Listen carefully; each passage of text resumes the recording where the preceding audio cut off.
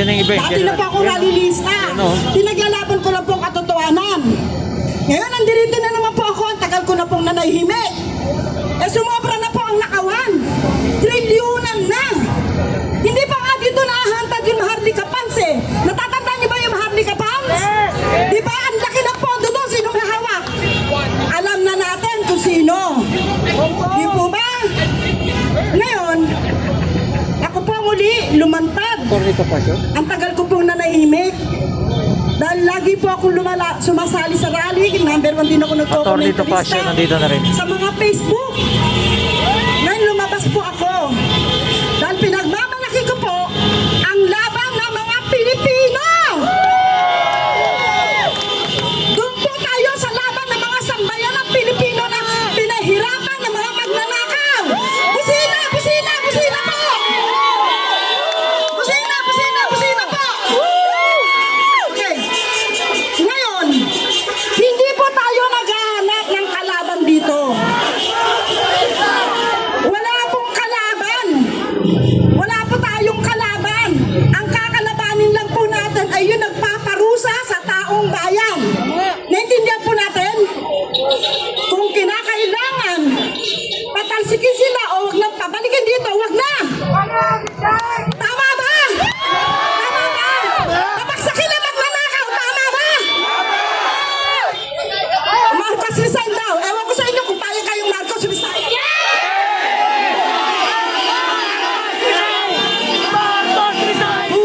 Busina! Busina! Busina! Busina po kayo! Busina po kayo! Para sa pagkakaisa! Laban sa korupsyon!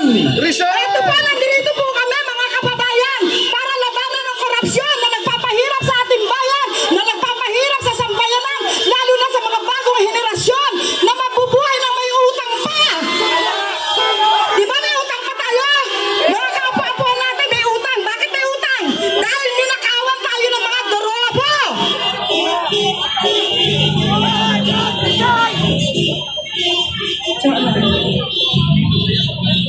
Okay, sige. Hindi ko na po pahabain. Nilabas ko lang po yung nararamdaman ko upang pare-pareho po tayong matauhan. Huwag ho tayong matakot. Wala ho tayong dapat ikatakot. Kung anong tama, doon tayo. Alalahanin ho natin. Ang dami naghihirap, kuryente, tubig, bilhin, lahat mahal. Bakit mahal? Sa atin binabawi yung mga ninakaw nila. Okay lang pa? Yung po ang dahilan. So hindi ko na po ito pahabain. Maraming po salamat. Laban po sa korupsyon. Sumigaw po tayo. Laban ng bayan! Laban ng bayan! Tanggalin ang korupsyon! Maraming po salamat. Salamat po sa inyo lahat. Maraming salamat, Miss Helen. Bilang pagpapatuloy po natin sa ating programa po, ay ate pong nire-recognize ang isa sa kasama natin dito na dumating ngayon, nakikilahok, nakikisimpatiya, Attorney Ferdy Topacio. At atin po siyang bibigyan po ngayon ng pagkakataon na magsalita po ngayon.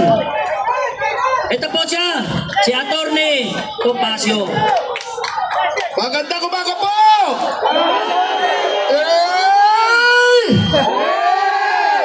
Hey!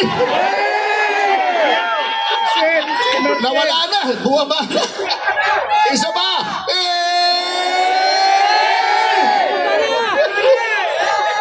Maraming salamat sa inyong pagdalo.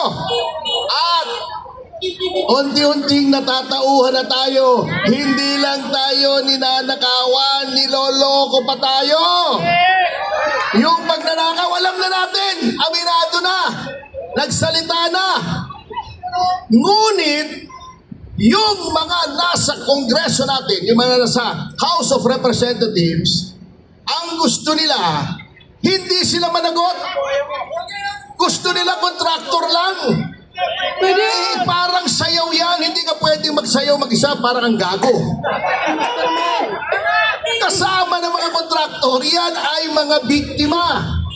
Pinilit yan. Ang dami ko nang nakausap na kontraktor. tinutulungan natin si Mayor Magalong doon sa ICI. Talagang pag hindi ka nakipaglaro ay wala kang kontrata.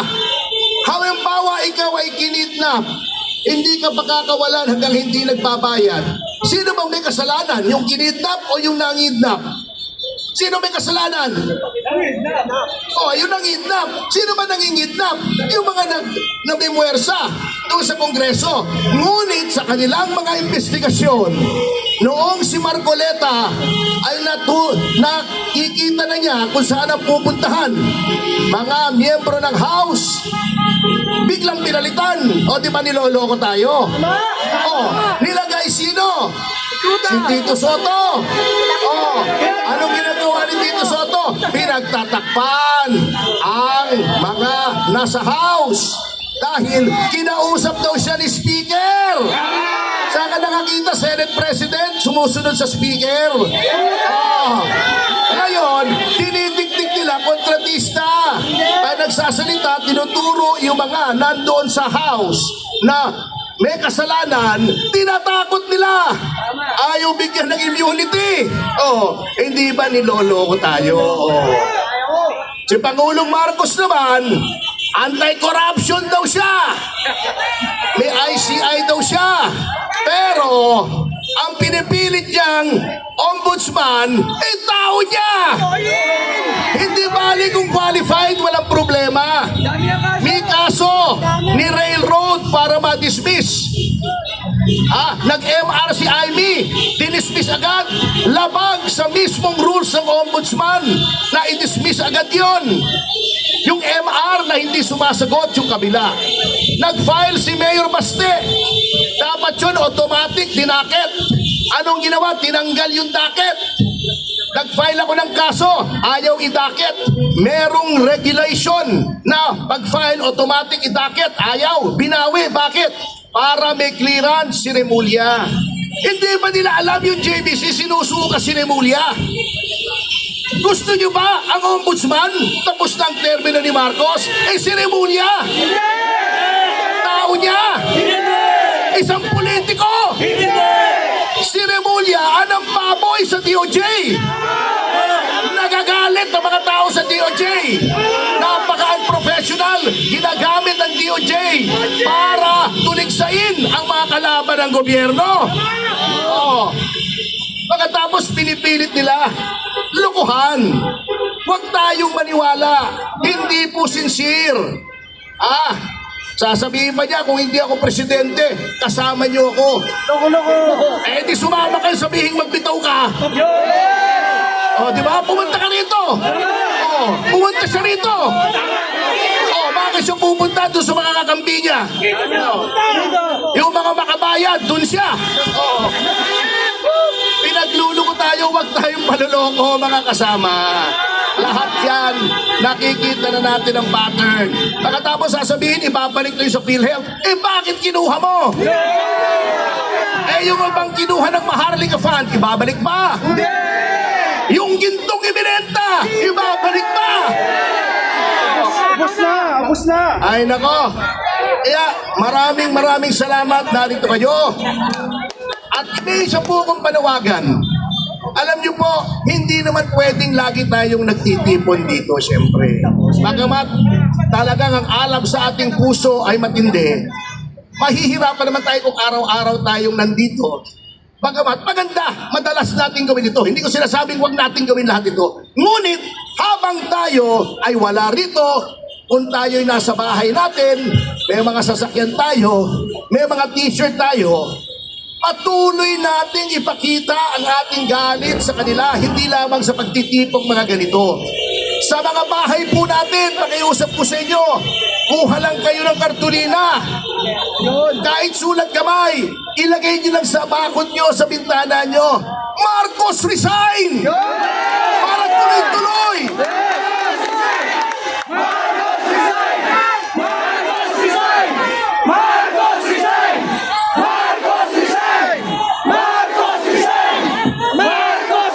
May t-shirt kayong hindi nyo ginagamit. Patatakan nyo lang.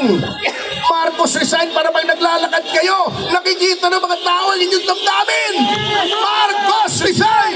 Marcos resign! Marcos resign! Marcos resign! Sa inyong mga motorsiklo, maglagay lang kayo ng sticker. Sige, ako, magpapagawa ko. Kung sa abot ng aking makakaya'y ibibigay ko sa inyo.